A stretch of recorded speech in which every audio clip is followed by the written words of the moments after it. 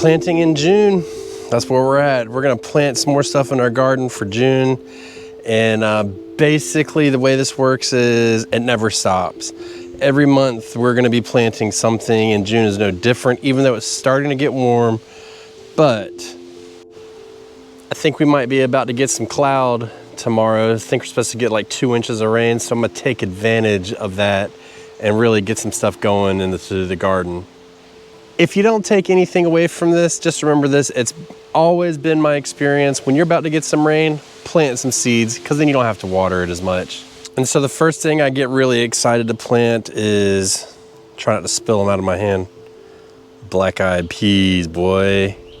I love planting black-eyed peas. I love harvesting them. There's just nothing better. They're so easy to grow, and they love the heat. So anything that loves the heat in the South, you gotta plant it right. So for this one in particular, we've got our pumpkins that have sprouted, and just like I said, as soon as they sprout, these guys are going in on this side, and that'll just kind of give them enough time to get going and get really happy before they can outgrow the other ones. And I like to plant these pretty tightly because I only plant them on a 4-foot trellis here. So I'll put them every 6 inches, and believe it or not, that'll get you a fair amount of black-eyed peas. So we're not really overly concerned about it. And so not only do we do black-eyed peas, but we're also gonna do black beans, and I'm gonna do that on the porch, but I'll save you from that for today. But both of those are just really heat-loving, and they're good to go for this time of year. All right, do you guys see this little speck right here? That is a squash vine borer egg. So we're gonna start going through these real good. And this is only day 3 of the season, so it's not gonna take very long for them to get hold. But that's the next thing I'm gonna start, is just because they're already starting to produce, or actually because they're starting to produce, we're gonna go ahead and start another round of any squashes or zucchinis that we want to go, because eventually these will perish. It is an uphill battle. The squash vine borer is laying eggs that I'm not gonna be able to stay on top of as much as I'd like to. So we're just gonna go ahead and plant extras, and then when they go, we can just rotate them right in. And then we're gonna have a continuous growth. So we'll give these about a month like this. When they start to go, we'll already have seedlings that are a month to 6 weeks old before we put them in. I mean, and then you're just kind of off to the races all over again. So that's the next one, is squashes, zucchinis, anything like that that you want. And even if you're already grown, go ahead and start some more. And so just to hedge our bets too, like for here for our cucumbers, we're gonna go ahead and start a couple more cucumber seeds just in case, because we don't want to get caught without any cucumbers this year. So we'll get a couple extra going. If we need them, great. Because remember, if you leave a cucumber on the ground too long, or not on the ground, on the plant too long, and it starts to turn yellow, then that's pretty much going to signify to that plant that it's done its job, it's reproduced, and it can stop growing. And it does happen, especially if you get like really heavy harvest or something, you might leave one on there. So then this will just kind of hedge our bet again, because especially in our area, we can keep planting cucumbers all the way up until, they say September, which I don't really agree with that, but we'll just call it August to be safe. So you could keep planting them over and over in succession, planting them. So we're just gonna stay ahead of that. But I think that's really gonna do good about hedging our bets, because last year we got caught without cucumbers and everything kind of started dying off, and it wasn't a cool thing. If you live in a warm area, this is your last call. Start some tomato cuttings. If you think you might have a chance to start with an extra secondary planting of tomatoes, go ahead and start them now and get them going, because you're going to be able to put them in the ground soon, and it's just going to help you to manage to keep getting more and more tomatoes. You know, a lot of times it can be hard to determine what can go in and out of your garden and what you have spacing for and stuff like that. So these are a good thing to do. So we're going to be putting our tomatoes that we started in the ground as soon as we have open space. And right now we're actively potting up every day to try and get them going more and more in the right direction. And now you may come into the time of year where things are starting to die off or get a little sickly, and you've got holes to plug.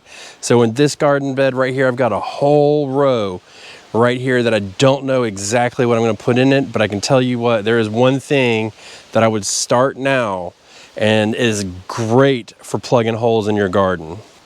And that's quite simply bush beans. Now, I've notoriously said on the podcast that I hate growing bush beans, and while I do hate growing them, because they take up so little space, they are great for plugging in little holes in your garden. So for instance, in this bed here, we've got all of these carrots, and I just did a test pull the other day and it was looking kind of good. So we're getting close, but I have in the middle here, I have this whole row of really nothing in there. And this is going to be a great opportunity to put something in there and be able to get that harvest, you know, fill in any gaps possible, because this is the season and you may get enough green beans somewhere else, but you don't know what's going to happen. And a row of bush beans can help you out immensely. And actually this year we're going to be doing bush Lima beans. So as soon as we get a chance, we're going to come out here, and actually tonight, because we're going to get 2 inches of rain in the next couple days, I'm going to put some bush Lima beans in. All right, so this stack right here is reserved for June, and we're going to be starting a lot of seeds in June. You've already heard me talk about the Brussels sprouts, and I've gone on and I've picked my varieties of Brussels sprouts, but we're going to be starting Brussels sprouts, cabbages. We're going to be planting carrots more than likely. My son has decided in his potato bed that he wants to follow it with carrots, which I think is going to be a pretty good decision for that, and he loves carrots. So we're going to be doing carrots, and we're probably sometime toward the end of June, we're going to be starting our broccoli, cauliflower, and rutabagas. So all of that's getting started. So we're already getting ready for fall as we speak, because we want to be able to get that stuff in the ground and really get it going as soon as possible. I mean, look at this. Since I've been doing this video, I've gotten 8. So we need to get our treatments going. They are just filled up, and that's the damage right there that they cause. So keep an eye out. Like I said, squash is like the little kid on the street that just gets beat up all the time. All right, so we've talked about what we're planting. That's really about all we're planting, but then we got to get into harvesting, because this is the time in which I'm going to guess what we're going to be harvesting in June, and I hope we're really close to some, but some of them may be a stretch, so we'll just have to wait and see. But we're definitely going to be getting squashes, zucchinis, stuff like that. I'm trying to dance around the wind for you guys. We are loaded up, and I'll show you the different varieties right now. So you can see our desi squash there. We've got that. And then coming back here, this should be a zucchini. And actually, yeah, there's a little itty bitty baby down there. So we've got that. We've got a couple yellow squashes. You can see them really good on this plant over here. So, I mean, I think it's safe to say that we're gonna get some yellow squashes this month for sure. 100% gonna be starting to get okra towards probably the middle to end of the month, even though we've got like 1 on each plant. I just don't think it's quite enough. So we'll be getting that. We should definitely, I hesitate to say definitely, but tomatoes we will be getting. We've got some green Romas, so that should be the very start of the tomato push for them. Our onions should be done, our garlic should be done, and our potatoes should be done. So right there, you know, just in that statement, if you've been watching the channel, we've got 3 beds that we're gonna need to fill up. So that's where all this stuff comes in. As far as peppers go, let's check and see. So looking at the peppers, I don't know. We've got a little itty bitty pepper here, and I'm gonna save myself the trouble and not say, hey, we're gonna get peppers because we've got 1 little bitty pepper. But we've got a lot of flowers. I think we're starting to move in the right direction. We haven't really gotten the summer heat yet either, so it's actually been a very cool spring, all in all considered from what we're used to. So we could be holding out a little bit longer on the peppers. I don't know. We're definitely not gonna be getting eggplants, so that's the end of that story. We're gonna be continuing to harvest the chamomile for our teas, and that should be about it. Oh, carrots. Our carrots will be done in probably, I'd say the end of June. So we planted those, I believe, in either late February or March. So that's, let's just call it March 1.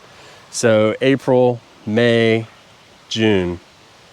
Yeah, so we should be sometime within the month of June, we should start being able to start getting our carrots. And I would say it's gonna be at least to the middle of June, maybe the end. We've still got about a couple days left in May, so a lot can happen, but based on what I harvested the other day, I did get some nice sized carrots. I put a short up about it, but they're not totally ready yet, so just kind of a waiting game. Oh, and we're gonna be planting parsnips too. So parsnips are gonna go in the carrots place when they're done. That's a big one for us, parsnips, because they gotta be planted early. They take a long time to grow. And we're also gonna get this last harvest of kale here. I think I've got a little bit more kale left, and believe it or not, this dazzling blue kale has not bolted yet, and it's been what I would consider for a spring crop like Bolt City, and it hasn't really bolted much at all. So we're not gonna ride it out much longer. But I think as soon as I'm done with it, I'm gonna come out, I'm gonna harvest the plant, eat it, harvest the plant. I got 4 more plants left.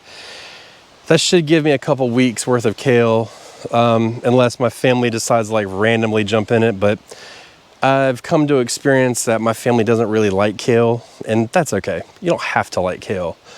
But yeah, we're gonna be getting rid of that, and then that's gonna open up this bed more.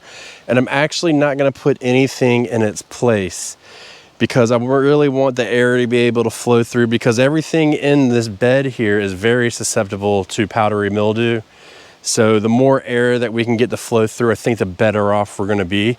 So we're just gonna pull that up and leave it. And honestly, I didn't expect to leave it here that long, but it can't stay there. It just can't. So, and I think with the rain coming, I'm definitely going to be planting my lima beans today. So I'll get those lima beans in the ground and we can get those up and going. I've never grown lima beans, and we don't like a whole lot of them, but we do like some of them. And it's, again, it's a space filler. It's one of these really good plants to plug. So I'm a big proponent of that. But that is everything you should do for June, or that I'm doing for June, not you. Remember, your area may be a little bit different. So in your zone, you may be a little bit ahead or behind me, and that's okay.